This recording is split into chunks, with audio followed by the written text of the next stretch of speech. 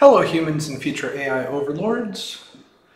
I am using Safari and I am accessing Anthropic's chatbot, Claude. So this is one of the first times I have ever used Claude.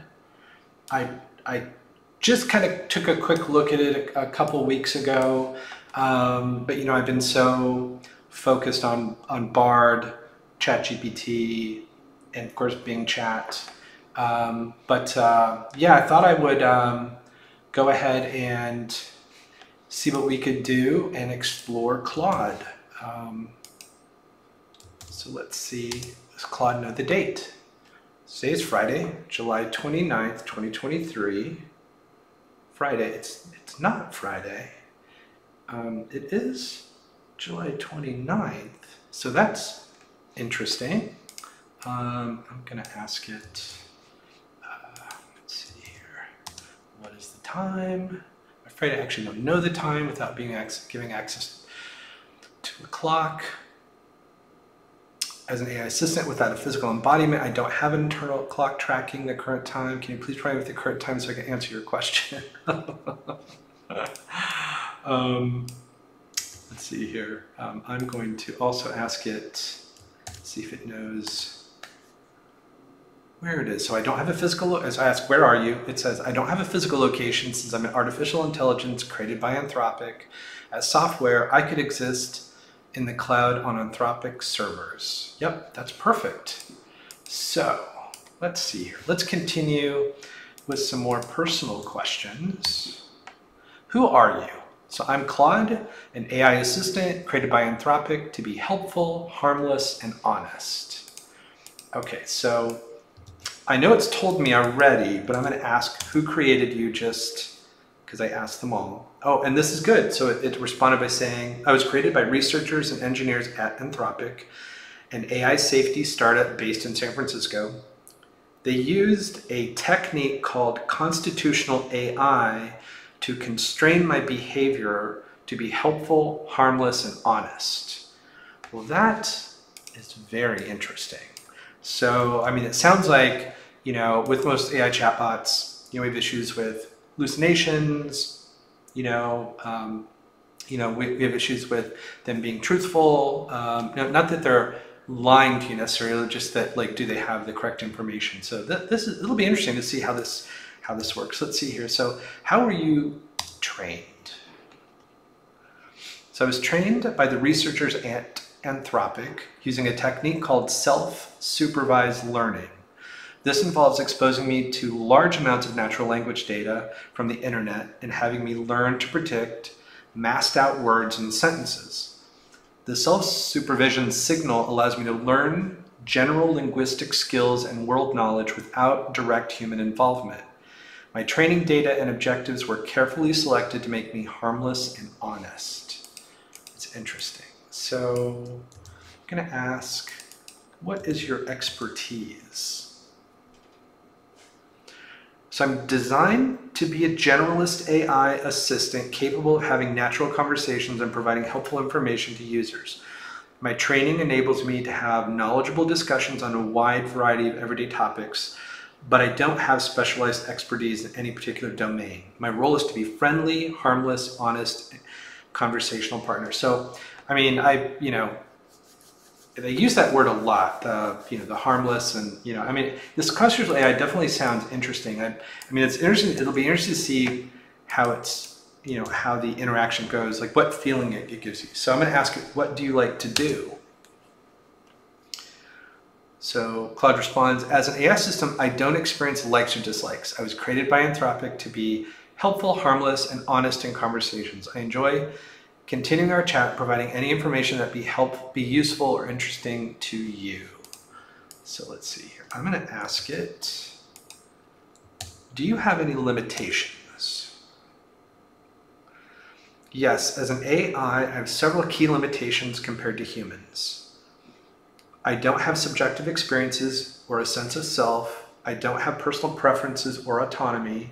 My knowledge is limited to what I was exposed to during training. I don't have a way to independently acquire new knowledge or skills.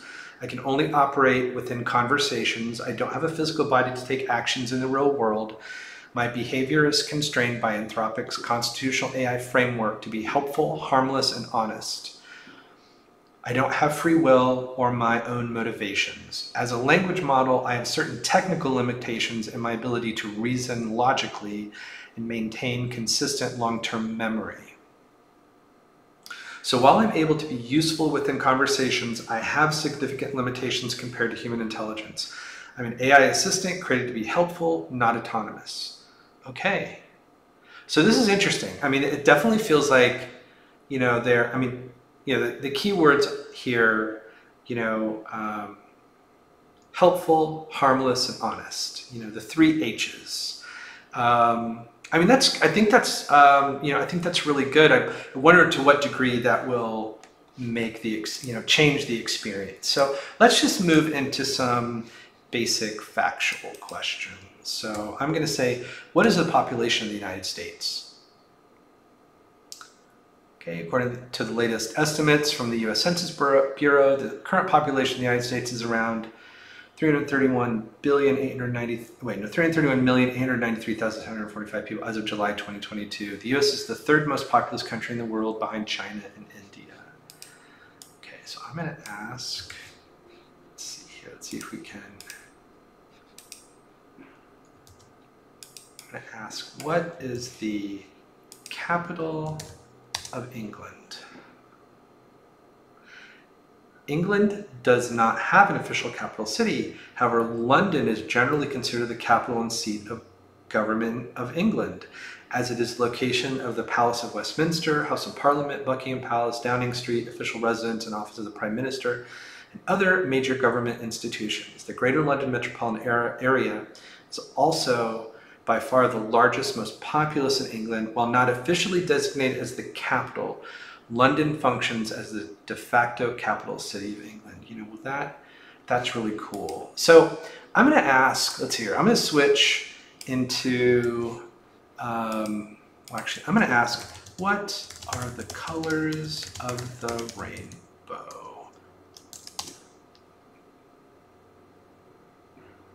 The colors of the rainbow in order are red, orange, yellow, green, blue, indigo, violet. Yep. A rainbow is an optical phenomenon that occurs when sunlight is reflected and refracted through water droplets in the atmosphere. The dispersion of light into different wavelengths produces a continuous spectrum of colors from red to violet that we see in a rainbow. The sequence of rainbow colors listed above is commonly memorized using Roy G. Biv mnemonic. Interesting. Okay. So let's see. We're going to jump up to some challenging questions now. So what is the meaning of life? Okay, the response is there's no universally agreed upon meaning of life. The meaning of life is an abstract philosophical question with many different perspectives. Some common thoughts on the meaning of life include finding happiness, fulfillment, and positive relationships with others, developing as a person and reaching one's human potential, discovering purpose and contributing value to the world through work, creativity, activism, spirituality, and other pursuits, experiencing and appreciating the positive moments in life like love, joy, beauty, and accomplishment, leaving a lasting positive impact on the world through one's actions, innovations, or legacy, seeking knowledge, truth, understanding about the world and one's place in it, achieving enlightenment, self-awareness, or spiritual growth. There's no inherent meaning of life other than the meaning we ascribe to it. The meaning is what we make of life. Ultimately, the meaning of life is subjective, personal, and may evolve over the course of one's life. It's up to each individual to decide what provides their own life with a sense of meaning and purpose. You know what? That's really excellent. I love that. It's a wonderful response. It provides a lot of different perspectives, and it wraps it up in a nice, conversational experience. So I'm going to ask, what is the difference between good and evil? So the response is, the difference between good and evil is a complex philosophical question, but some key distinctions can be made. Good is associated with actions, intentions, and consequences that are morally right, virtuous, ethical, and benefit others. Evil involves actions, intentions, and consequences that are immoral, sinful, harmful, and damage others. Good entails adhering to principles of justice, promoting well-being, exercising compassion.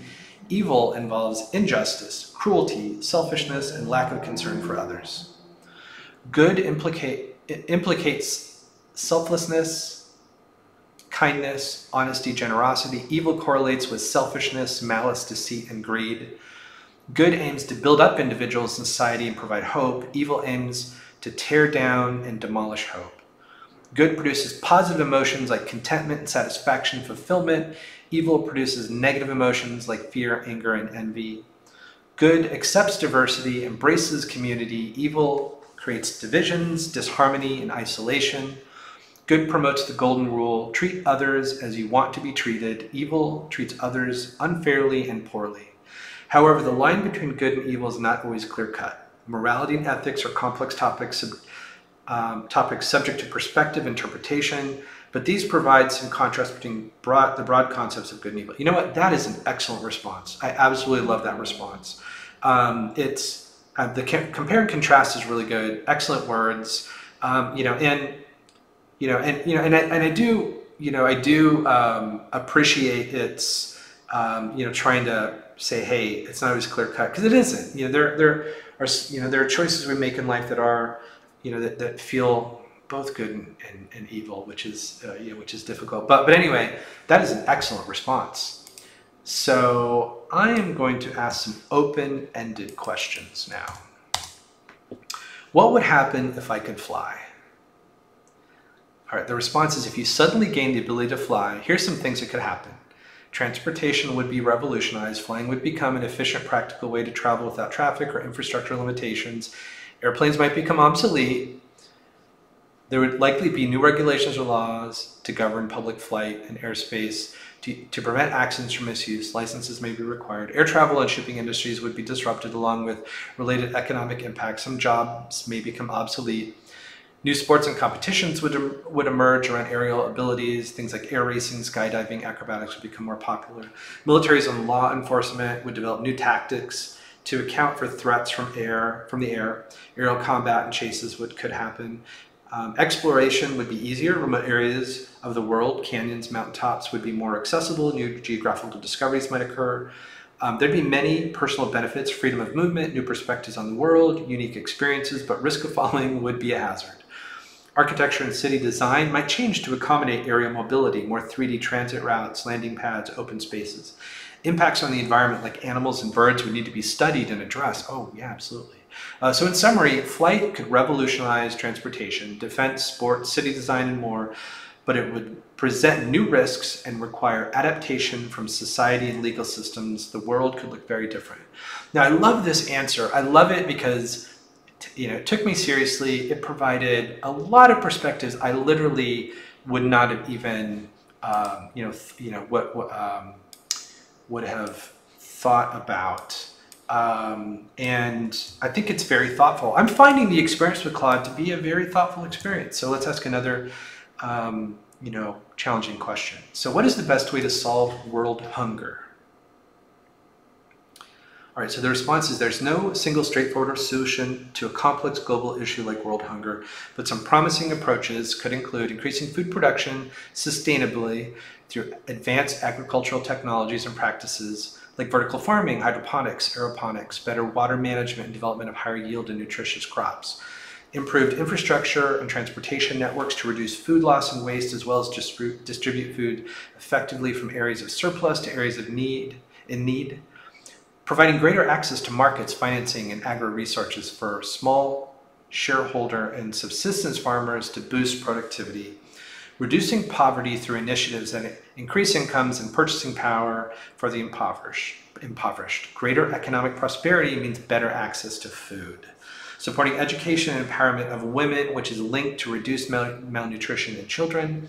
Improved child health and nutrition through school meal programs, nutrition interventions, education campaigns, and access to clean water and sanitation.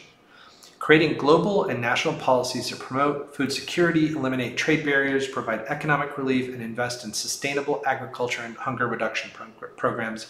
Encourage the adoption of more plant-based diets, which are environmentally less resource intensive.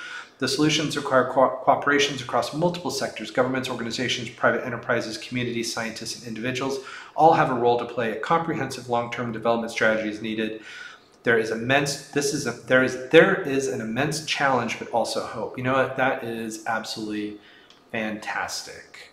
I love that. So I'm going to ask, what is the best way to solve climate change? It's done such an amazing job with these challenging questions. I'm curious its thoughts here. So the response is there's no single solution to address the enormously complex issue like climate change. However, some of the most important steps experts recommend include rapidly transitioning away from fossil fuels to renewable energy sources like wind, solar, geothermal, and hydropower. This involves phasing out the use of coal, oil, and natural gas, replacing them with renewable energy for power generation, heating, and transportation, vastly improving energy efficiency in buildings, transportation systems, industry, and infrastructure, using technology to reduce waste and increase conservation. Electrifying sectors like transportation and heating that currently use fossil fuels, switching to electric vehicles, induction cooktops, heat pumps powered by clean electricity. Developing technology to remove carbon dioxide from the atmosphere via approaches like direct air capture and carbon sequestration, preventing deforestation and promoting afforestation. Forest conservation, reforestation, and tree planting help absorb significant carbon, transitioning to more plant-based diets and cultivated meats. Animal agriculture generates large amounts of greenhouse gases. Enacting policies like carbon pricing, stricter regulations on emissions, subsidies for clean tech, and education campaigns to catalyze changes.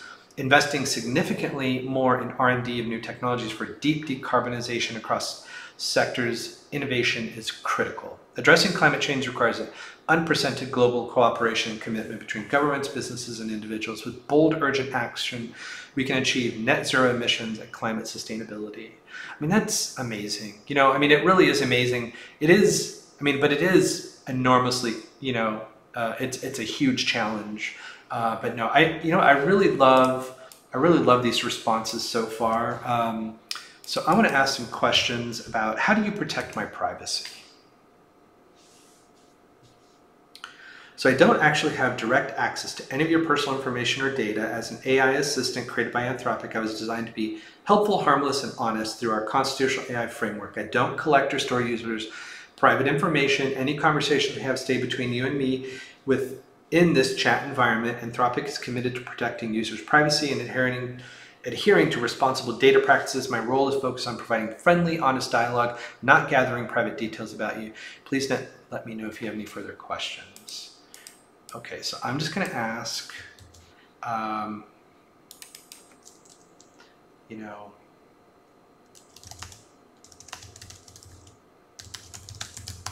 how do you use this chat information?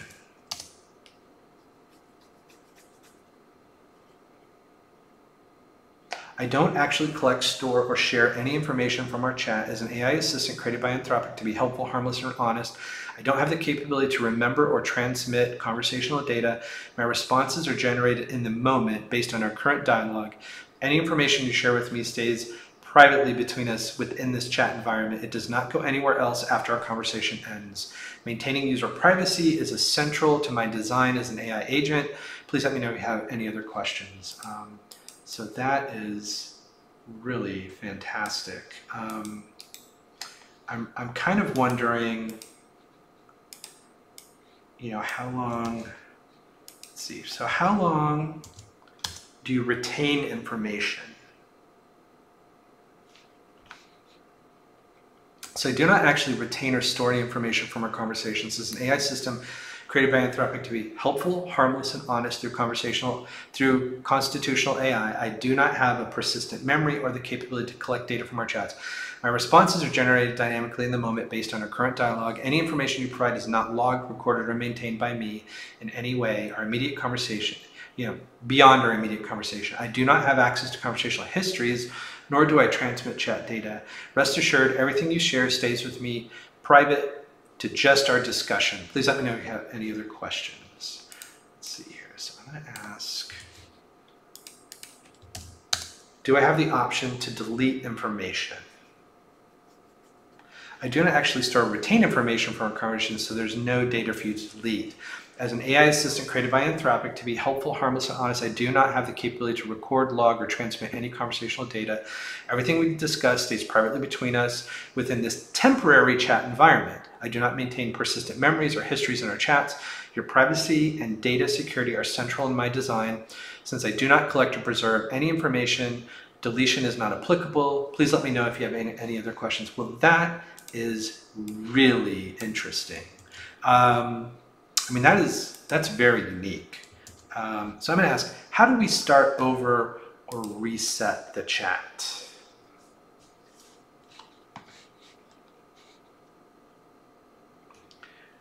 There's no need to reset our chat since I do not maintain any persistent memory or history of our conversations. Each time you chat with me, it starts fresh. I do not retain information from previous sessions. As an AI assistant created by Anthropic to be helpful, harmless, and honest, I was designed without capabilities to record or store conversational data. Our chat interactions are ephemeral. I generate responses dynamically based on the current context. You can start over anytime by simply beginning a new conversation. I look forward to our next chat.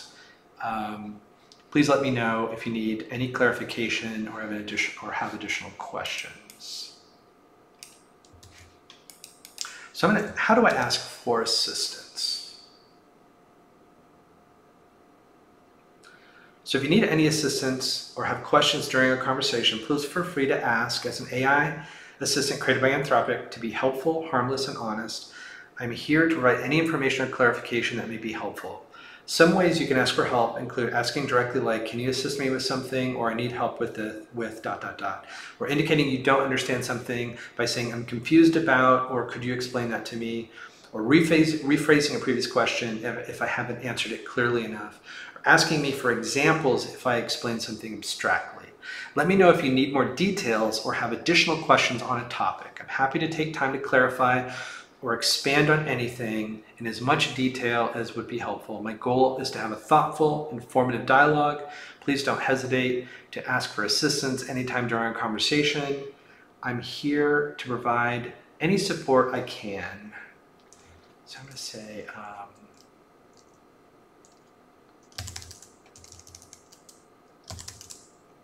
create a poem about visiting Walt Disney World.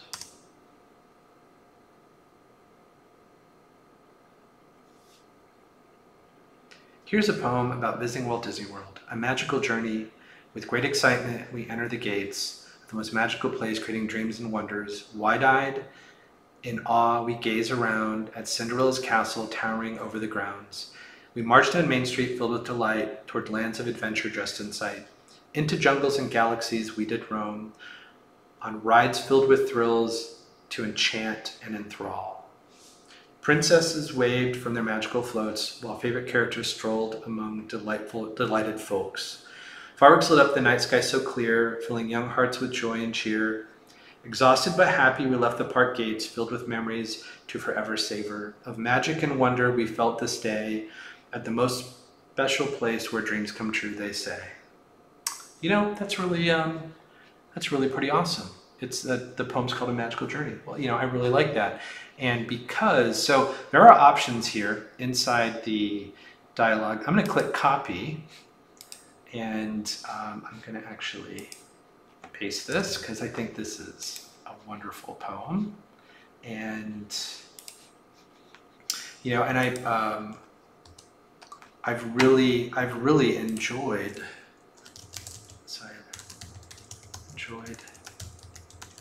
our chat.